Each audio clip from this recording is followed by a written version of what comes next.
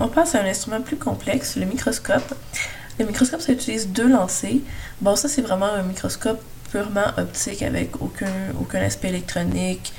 Il y a d'autres composants dans le microscope moderne, c'est certain, là, mais ça, c'est la base du microscope. Donc, c'est deux lentilles. On a un objet qui va être placé proche de la première lentille qu'on appelle objectif, et la deuxième lentille qui s'appelle oculaire est placée proche de l'œil. Si on regarde ce schéma-là d'un seul coup, on va virer fou un petit peu.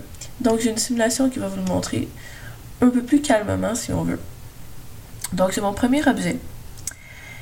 Le rayon passe par l'objectif. J'ai juste mis celui qui n'est pas dévié, qui passe au centre parce que ça allégeait le dessin.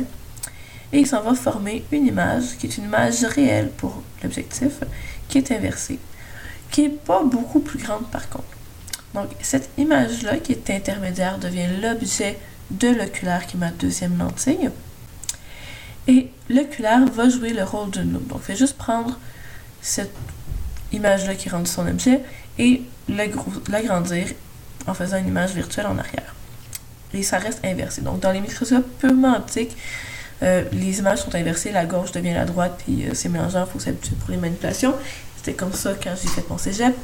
Maintenant, je pense que vos microscopes sont plus sophistiqués que ça, puis que c'est à l'endroit. Je vais vous montrer ce qui se passe quand on change un petit peu les distances. Donc, si j'approche un petit peu mon image jaune ici de la distance focale, ça va beaucoup agrandir l'image finale en rouge. Donc, un microscope pour avoir un grossissement va aller placer l'image jaune vraiment presque sur le foyer. En fait, sur le foyer, ça donnerait une image à l'infini, ce qu'on considère reposant pour l'œil. Donc ça, c'est le fonctionnement de base. Quand on veut plus voir l'image dans notre schéma, on la rapproche, mais là, ça joue moins le rôle d'un microscope. Le microscope, quand on le décrit, on utilise la longueur optique, qui est la distance ici entre les deux foyers. Donc ça ici, c'est le foyer image de l'objectif. Ça, c'est le foyer objet de l'oculaire. Puis la longueur optique, c'est la distance entre les deux. Donc, il faudra faire attention. Des fois, on aura besoin de la distance entre les deux lentilles. Il faudra prendre la longueur optique plus la distance focale de l'objectif plus la distance focale de l'oculaire.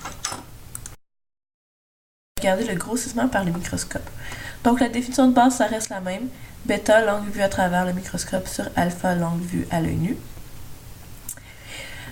Comme pour la loupe, vu que c'est un petit objet, si on n'avait pas de microscope, on le regarderait le plus proche possible, donc à notre DPP. Fait que ça reste pareil. J'ai remplacé YO, qui est pour objet, par Y objet objectif, parce que les rayons de l'objet passent d'abord dans l'objectif. Ensuite, pour ce qui est de bêta, les rayons qui vont parvenir à l'œil à la sortie du microscope, ils parviennent à la sortie de l'oculaire. Donc mon angle bêta, c'est l'angle qui est formé ici par mes rayons qui sortent de l'oculaire, donc avec mon image finale qui était en rouge ici. Donc j'aurai YO oculaire avec P oculaire ou YI oculaire avec moins Q oculaire. Donc soit je fais le triangle avec le jaune ici, soit je fais le triangle avec le rouge ici. Les deux sont valides. Comment on va aller utiliser tout ça ensemble? Gardez en tête que ce que je veux obtenir, c'est une expression qui est seulement en fonction des distances. Donc des valeurs P, Q, puis des PP aussi. Mais je veux pas les Y, je veux pas les tailles d'objets ou d'images. Donc, une équation que je connais qui me permet de faire une équivalence entre les deux, c'est mon grandissement, M, qui me permet de faire une équivalence entre des valeurs de Y puis des valeurs de distance Q et P. Donc, je peux isoler un des Y, ça aurait pu être l'un ou l'autre, ça ne dérange pas, et je l'isole, puis ensuite, j'allais le remplacer. J'aurais pu le remplacer dans alpha ou dans bêta, ici, je l'ai remplacé dans alpha. Donc, mon expression pour alpha, c'était YOB sur DPP. Fait que j'ai remplacé mon YOB que j'avais isolé ici. Et j'obtiens donc toute cette fraction-là. Ensuite, j'utilise cette nouvelle expression-là dans ma fraction bêta sur alpha. Donc, le bêta, je l'ai gardé tel quel. C'est une de mes deux versions de bêta qu'on avait à la diapositive précédente. Puis, j'ai remplacé tout mon alpha. Puis ensuite, si on regarde comme il faut puis qu'on n'est pas trop mélangé par tous les O, puis B, C, I, etc., on peut se rendre compte que ici, ça décrit la taille de l'image créée par l'objectif et ici, ça décrit la taille de l'objet utilisé par l'oculaire et ces deux-là, c'est la même chose parce que l'image de l'objectif devient l'objet pour l'oculaire. Donc je peux les simplifier ensemble et tout ce qui me reste, c'est cette expression-ci. Ce qui est intéressant quand on la regarde, c'est qu'on obtient moins Q sur P de l'objectif. Ça correspond au grandissement de l'objectif moins Q sur P qu'on avait en haut, fois dpp sur POC, qui est le grossissement de la loupe. Ce qui correspond vraiment bien à comment le microscope fonctionne. Donc l'objectif agrandit une première fois l'image et la loupe l'agrandit une deuxième fois. Mais c'est la perception qu'on a par la loupe, donc le grossissement de la loupe, qui utilise l'image modifiée par l'objectif. C'est l'expression pour le grossissement commercial. Donc encore une fois, c'est quand on envoie l'image à l'infini. Donc c'est l'image créée par l'oculaire, encore négatif parce que ça reste virtuel. Pour la partie de l'oculaire, on avait déjà trouvé pour la loupe que le P va être égal à F, donc la distance objet va être égale à la distance focale. Ça reste vrai, parce que c'est avec l'oculaire qu'on regarde en dernier. Donc là, il faut trouver une manière de relier ça avec l'objectif. Sur le schéma, on pourra remarquer, puis je vais revenir dans quelques instants, que la distance image à l'objectif est égale à la distance focale de l'objectif et la longueur optique du microscope. Ça, c'est valide quand on a notre image finale qui est vraiment placée à l'infini.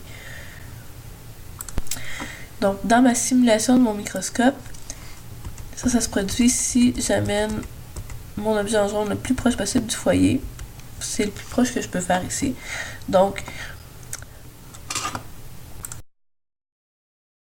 ma distance image objectif QOB est égale à la distance focale de l'objectif plus la longueur optique du microscope. Ensuite, ce qui va nous intéresser, c'est de trouver une expression pour remplacer QOB sur POB dans notre formule du grossissement que tantôt, parce que le POC, on l'a déjà réglé, ça devient FOC. Pour trouver ça, je vais prendre mon équation des lentilles, puis je vais m'arranger pour faire apparaître ma fraction QOB. Donc, vu que j'ai déjà POB au dénominateur ici, je vais multiplier partout par QOB. J'obtiens la version du milieu ici.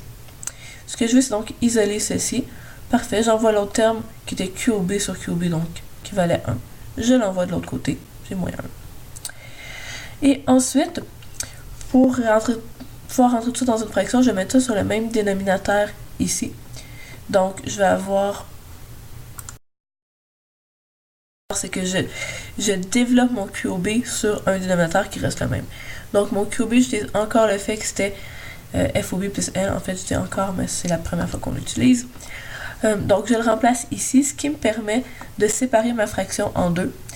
1 pour FOB sur FOB, et il me reste L sur FOB. Puis là, vu que j'avais un moins 1, il s'annule, il me reste juste L sur FOB.